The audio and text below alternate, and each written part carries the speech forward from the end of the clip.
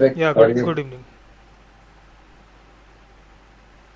Hope doing good. So my name is Prashant Krishnam. I'm Director of Cloud Services at PowerPlan. So I'm just going to go brief introduction about PowerPlan and the team, and then let's go over your experience and how that fits with the role we're looking for, and then we can go from there. Sounds good? Yeah. Okay. So, as I mentioned, Prashant, and the PowerPlan is in the business of building application software for mainly for the finance and accounting teams, basically representing the CFO department and also the controllers and other people. Mainly in the energy verticals. We also have some customers in the outside the energy, but mainly concentrating on energy verticals. So it's been in business for 20, 25 years, maybe more. And last 5, 6 years ago, started migrating our application into cloud. So we have initially started as a original legacy application hosting in the cloud, but since then we kind of refactored it, and we have SaaS-based products, multi-tenant products, and since then we also expanded into originally our hosting platform of the public cloud we picked was AWS, but now we expanded into Azure. So we right now have workloads in AWS, and also a couple of new products which are going to be launched this year, going to be in Azure. And all the customer workloads are managed by the cloud services team. So we are responsible for cloud architecture, cloud engineering, CD part of the CI/CD, like the continuous deployment part. And also the big, since we deal with the customers, big part of our day-to-day is the cloud operations. So that's the overall, and because the operations, we are 24/7, that's why we have, one of the reasons we have teams in India, Canada and US, making sure that infrastructure stays up. We deal with any issues coming out around the clock. Yeah, got Any questions? No, not as of now. So basically, Right, so the project which I will handle is the cloud migration program or something else? no, it's not migration. We already have the legacy application migrated to cloud, so there is not much migration going on. But once in a while, we have on-prem customers. They migrate to cloud, but then we're not doing the migration. Basically, we set up the full environment for them, and they provide us their data, and then we basically our DBA team imports the data into database, and then we provide the application, and then that's it. So we're not mainly involved in the migration itself. It's mostly like automation, CI/CD, and environments creation, any optimization we need to do. Like with every year, AWS or Azure, these guys are pushing new and new services, right? There is always going to be some optimizations we can do. The way we do things 4 years ago look very inefficient today because of the innovations by these cloud vendors, right? So we need to adjust our, and also we are doing more in terms of the like we have very basic serverless, but we want to do more in the. We can't make our application serverless, but there are aspects of what we do, we can make it more serverless. And also there are aspects more site reliability engineering, the principles, like we do some of those, but we are not comprehensively doing those. So those kind of improvements. Okay. Got it. All right. Yeah. So tell me briefly about your experience, and then we can talk about other aspects. Okay, so my name is Ritvik Bhardwaj. So I live in Dwarka, Delhi as of now. So previously I was working with Amdocs Pune. So I was in the cloud migration program. So they were migrating on-prem applications to the cloud, basically Azure cloud, in which they had 7,000 applications. So amongst 7,000 applications, 4,000 of them were supposed to be migrated to the cloud, and the client I was serving was AT&T, that was American Telephone and Telegraph, and I was working for Amdocs on the payroll of Survey Software Private Limited, which is also present in Pune. So there were 8 to 9 steps for the migrations, which is started from the onboarding. So ADO onboarding means the onboarding of a particular application using their AT&T proprietary portal, in which I had to manually do the settings, but basically that was an automation process. So after post completion, we used to see two kind of environments in Azure portal automatically. So one was DevOps prod and one was DevOps non-prod, and after that we were supposed to create three kinds of environments. One was POC, one was prod, and one was non-prod, in which various resources were supposed to be created according to the production requirement. And we were given detailed documentation and the target architecture of that particular application. So me as a platform engineer, my core task was to create the resources for the production environment in for Azure cloud using Terraform. So basically in Terraform we had different files like for different kind of resources. So let's say for the load balancer I had a different file, and for VMs and for hard disk and for network security groups. So we had a tfas file, and in variables.yaml file we used to keep the dependencies, and if any resource was supposed to be destroyed, so destroy true and false commands were present there. Another project was a BSSC project in which I was working only for around 20 to 30 days.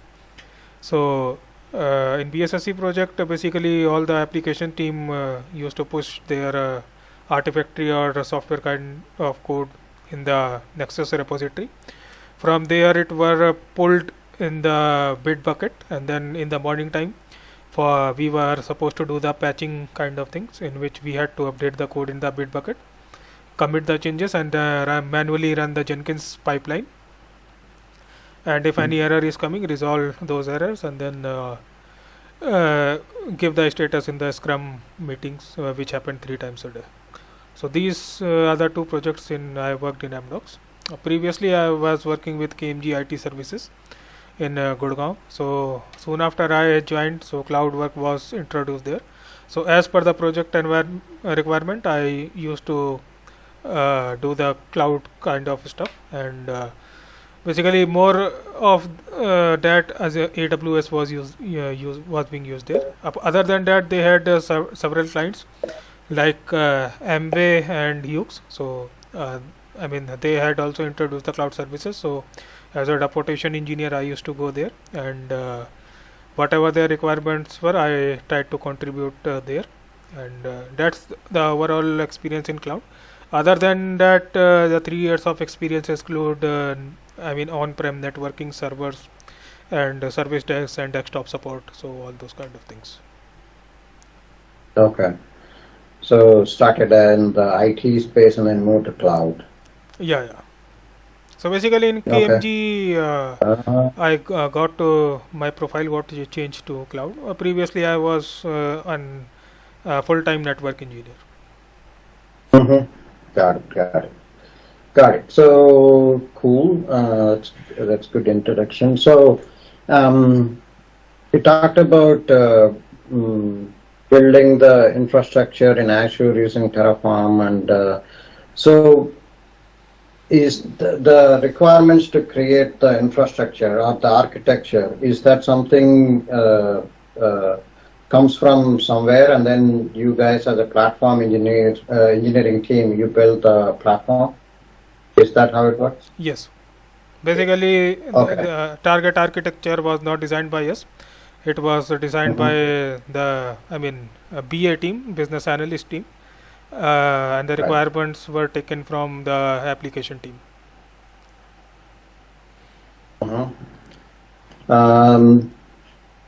If they like if you see from when you're doing the platform implementation, if you see there are some inefficiencies, like how do you deal with like if there are any changes needed to be made or feedback was needed to be given?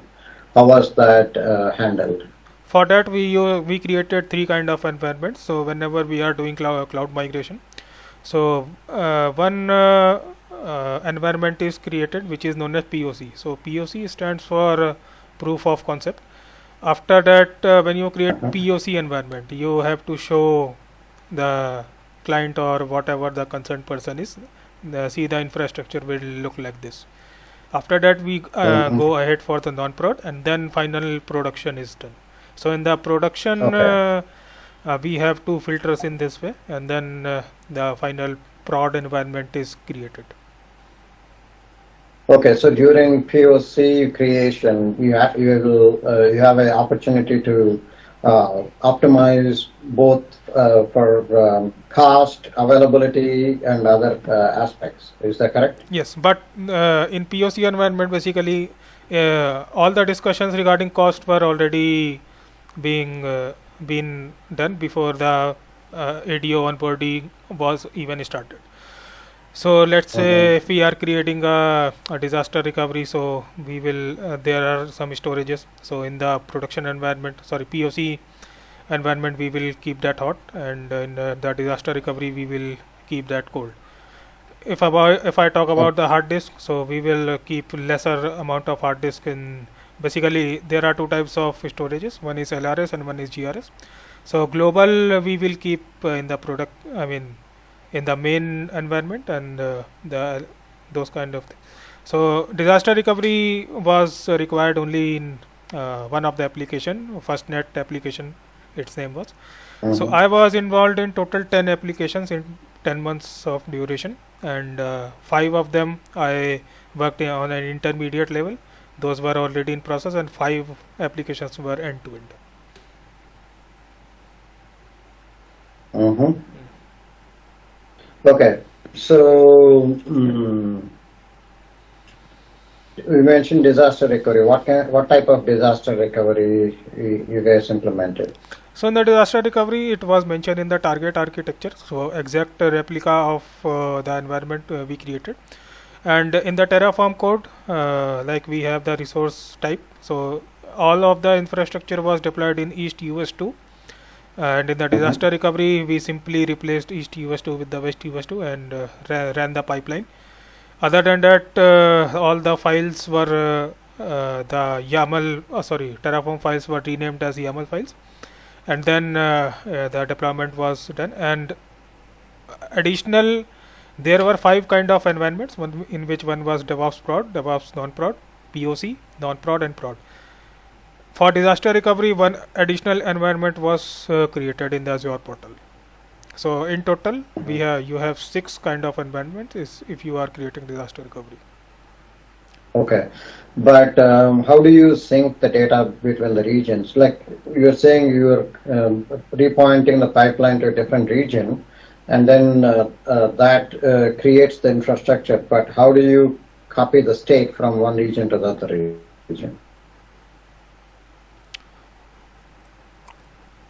Mm, Copying the status, though I didn't do, because as per the target architecture, I was Hello? supposed to create the infrastructure.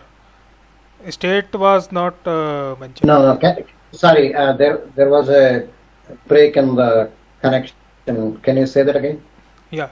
So as a platform engineer, I was supposed to build the infrastructure only. And regarding the state, we were using the single state file and the No, I'm not talking about the Terraform state. Like when I mean state is application state, right? Application state is usually like in your database. So how do you sync the database from one region to another region? so database part was handled by database administrator. So Okay. we were working in pods in which Mhm. for four pods we have the one manager, four team leaders, one database administrator for each and every pod, four to five platform engineers, and other than that there were various kind of administrators for specific. I mean, if I have created a Windows VM, So all the installations will be done by Windows administrator only or system administrator. Similarly, we had a Linux administrator. So after it, I had handed over Linux VM to a guy. So Linux administrator used to continue with all the installations, because we were supposed to migrate a lot of applications. So Amdocs has till now migrated 1000 application amongst 4000. So if you ask multiple things to a single kind of person, so learning takes a lot of time. So they had administrator for each and every task. Okay. And what is, like, I'm sure most of these applications, are they 2-tier applications or 3-tier applications? Like what type of applications? Both are 2-tier types of application and 3-tier types of applications. They were mixed kind of things, and that depends. Around I have discussed about the disaster recovery, so it was required in only in one application amongst 10 which I handled. Okay, so how do you manage the elasticity and in these applications? Using like high availability architecture.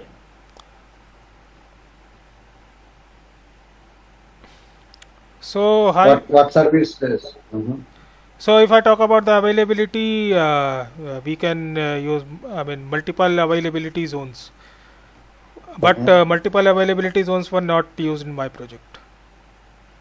Okay. If you want high availability, as per their direction, we used to create disaster recovery in West US2 region and not the multi-AZ environment.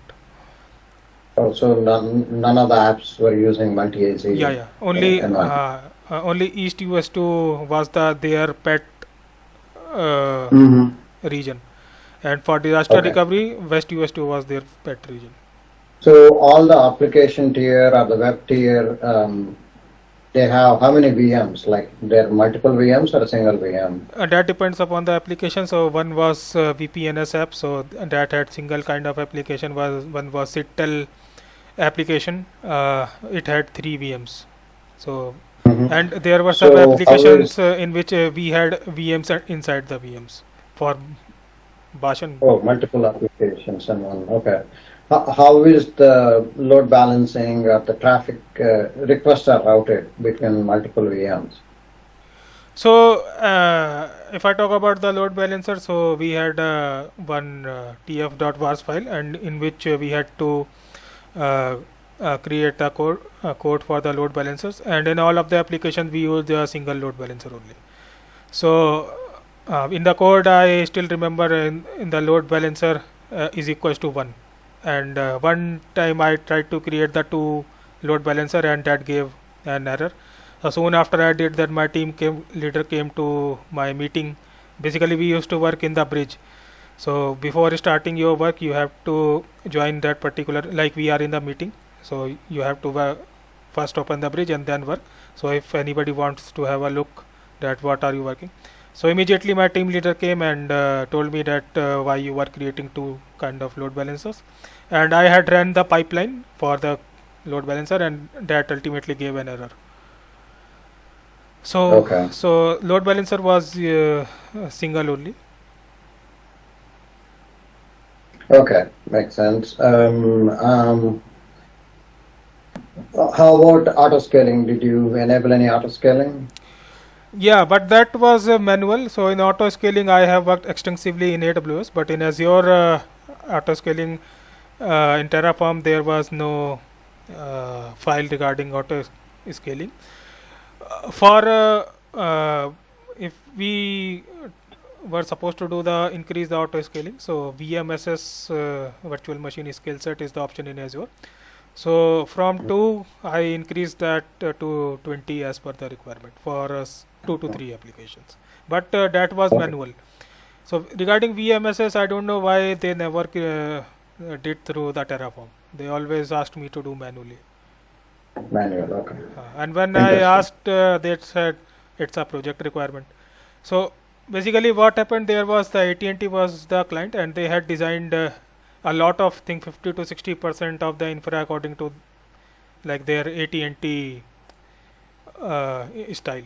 Right. Right. Yeah, I used to work a long time ago with AT&T. So yeah, Amdocs does what AT&T tells them to do. And I think Um, AT&T is not their client; it's their partner, mm, as far as I came to know. Not really. AT&T is the final customer for Amdocs. Yeah. Yeah. Anyway, and maybe that structure. I heard that AT&T basically gave all the IT, and actually a lot of AT&T employees became Amdocs employees. Because if I talk about the HT, I used to get the mails in the Outlook, so Uh-huh. which always showed that 2005 and 2006 projects in which AT&T and Amdocs were working together. Right, right. Yeah, it goes long way back. Yeah.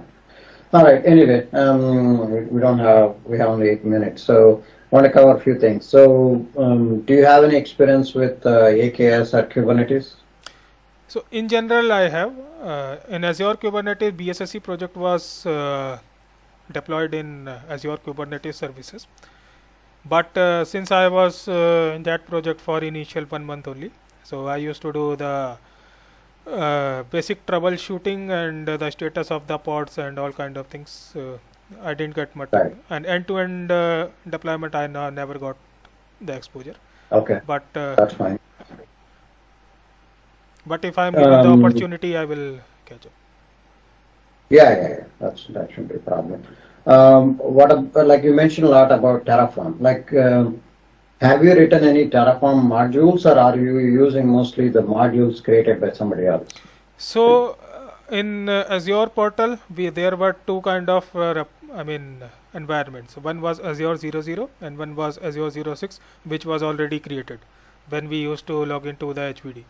So from there we used to take the skeleton code, and there were a testing team which used to give us the naming conventions.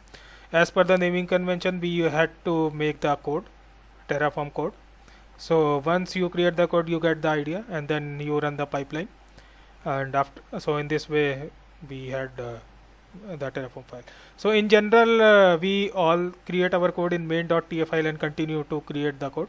But in there, they had different files for different kind of resources.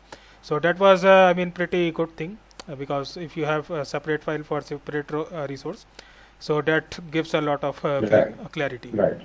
Yeah, there is modules and deployment. Okay. And looks like you have more experience on the Azure side, but do you have, like, compared to Azure, what's your level of experience with AWS? AWS also I have good experience in KMG. Basically in Azure for Amdocs I was working for 10 months and I worked on Azure there only. But in KMG I was working for 2 years and 10 months, and 2 years I worked on AWS only. So there might be some changes which I might not be aware of, but I started my cloud journey with the AWS only.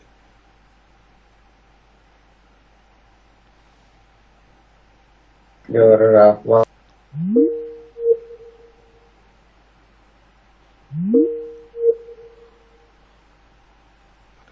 can you hear me? Yeah. What happened? Yeah, your voice and video froze. So can you say that again? I missed the last 30 seconds. Am I visible? Hello? Hello? Are you still there? Yeah, I am still there. Please don't go. Yeah. Should I change my network or is it fine? No, it's okay. Just turn off the video for. Okay. Video is turned off now. Okay. Yeah. Can you hear me now? Yeah. I can hear you very clearly. Okay. Yeah. So you have AWS experience. So what type of services you had experience in AWS? So all the general services which are used to created for the resource, and one there are some applications in which I used to do the deployment. So I am not that into in depth. So I have already mentioned in my CV. So all the general services like EC2 instances and the auto scaling part and the load balancing part and the uh, disk part and the creation of the I mean operating systems and all those stuff as per the requirement. And other than that, Okay. I did some migration using Elastic Beanstalk for Java application, but that was manual migration, not Okay. Yeah, mostly not Terraform or CloudFormation, yeah, yeah. right? That's what you're So saying. so cloud formation and Yeah. PowerShell Okay. I don't have any experience. I have experience in Terraform only. Okay, that's fine. What other scripting and programming language experience you have? So actually, I used to do shell scripting back in KMG. In Amdocs, it was not required. But let me tell you frankly that shell scripting, that's my weak area. And after I joined somewhere, so I am planning to learn the Python scripting because a quite good number of people are asking for it. So that's the thing. So regarding shell scripting, I will rather say that I can do it. I know all the syntaxes, basic syntaxes, but for the past 1 year, I am not in that much touch. But I will catch up if I am given the chance. Okay, so again, voice dropped. So you said Bash experience, did you say? No, no. I said I used to do back in KMG when I was in KMG IT services. Not in Amdocs. I never. I mean, there was no requirement of the shell scripting as per my project. Okay, okay, okay. Yeah, that's fine. So you have done some scripting Yeah, before. basic Okay, that's fine. scripting. So basically, to save the time whenever we create the EC2 instances in AWS, Mm-hmm. so there is a Mm-hmm. user data script. So I created used that Yeah. thing for the shell scripting, and when I did, actually the whole team was the part of it. So not 2 3 people, around 5 to 6 people were involved in that creating the script because the cloud was newly introduced in that company. So that was it. Right, right, right. Okay, so a couple of other questions. Um, do you have any operations experience, like meaning like supporting customers, like after you move something to the production, and also working on call and that kind of experience? So on the call experience I don't have, but if I talk about the operations part, so for 3 years I was working in operations only. So in HCL I was a part of one project which was a DBR project.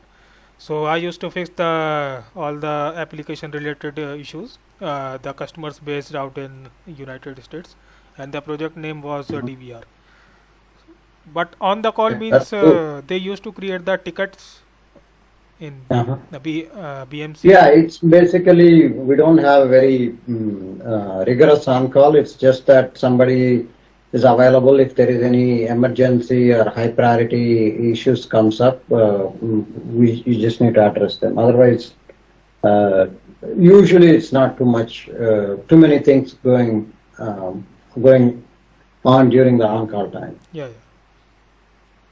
Yeah, so I'm out of time. But last question: why are you looking for a new job? So 4th of Feb was my last working day in the Amdocs. Basically, since they have migrated all the applications, so only a modernization and optimization tasks were going there. And on the top of it, I Mm-hmm. was a third-party resource.